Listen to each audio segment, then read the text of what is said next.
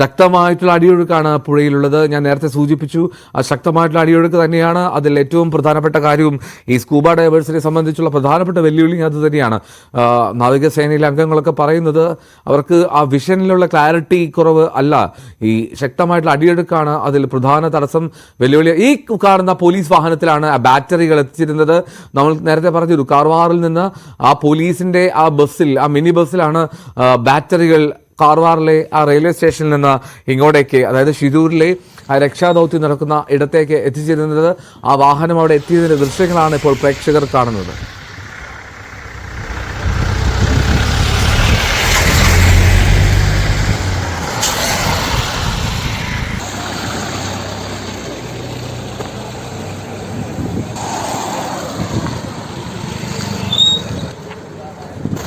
Barricade ഉപയോഗിച്ച് നിയന്ത്രണം ഏർപ്പെടുത്തിയിരിക്കുന്നതിനപ്പുറത്തേക്ക് മാധ്യമങ്ങൾക്ക് ഇന്ന് പ്രവേശനമില്ല. നമുക്ക് കാണാം, ഇപ്പോൾ നേവി സംഘാംഗങ്ങൾ ആ ലൊക്കേഷൻ കേന്ദ്രീകരിച്ച് ബോട്ടിലെത്തി അവിടെ പരിശോധന നടത്താനുള്ള ശ്രമം അത് തുടരുകയാണ്. നേവിയുടെ സംഘാംഗങ്ങളാണ് അവിടെ പരിശോധന നടത്തിക്കൊണ്ടിരിക്കുന്നത്. ഒരു വശത്ത് അവിടെ ബൂം എക്സ്കവേറ്ററിൽ പരിശോധന, മണ്ണ് നീക്കം ചെയ്യുന്നത് തുടരുന്നത് കാണാം. മാത്രമല്ല മുകളിൽ രക്ഷാദൗത്യത്തിൽ ഏർപ്പെട്ടിരിക്കുന്ന സംഘം അത് പരിശോധിക്കുന്നത് കാണാം.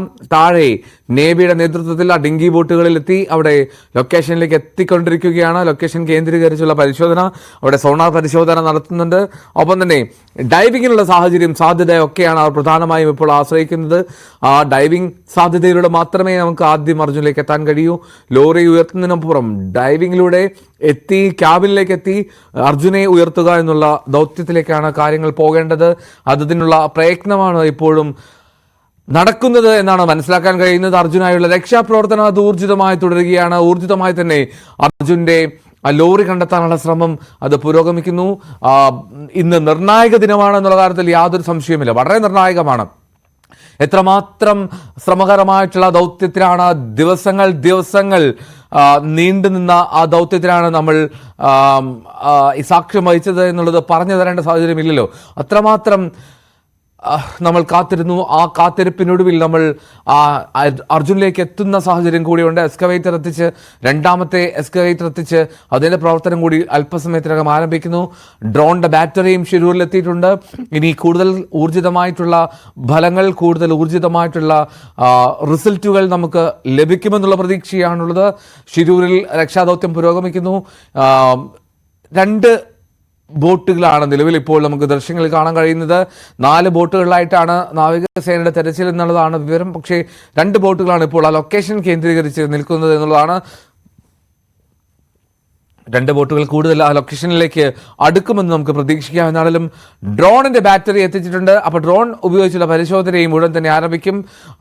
ബൂം എക്സ്കവേറ്റർ രണ്ടാമതും എത്തിച്ചു. അപ്പോൾ ആ ബൂം എക്സ്കവേറ്റർ ഉപയോഗിച്ചുള്ള മണ്ണ് നീക്കലും അത് തുടരുക തന്നെ ചെയ്യും. നിർണായകമായിട്ടുള്ള മണിക്കൂറുകളിലേക്കാണ് കാര്യങ്ങൾ പോകുന്നത്. എന്താണെങ്കിലും ഡ്രോൺ ഉപയോഗിച്ചുള്ള പരിശോധനയ്ക്കുള്ള തയ്യാറെടുപ്പുകൾ അത് പുരോഗമിച്ചുകൊണ്ടിരിക്കുകയാണ്.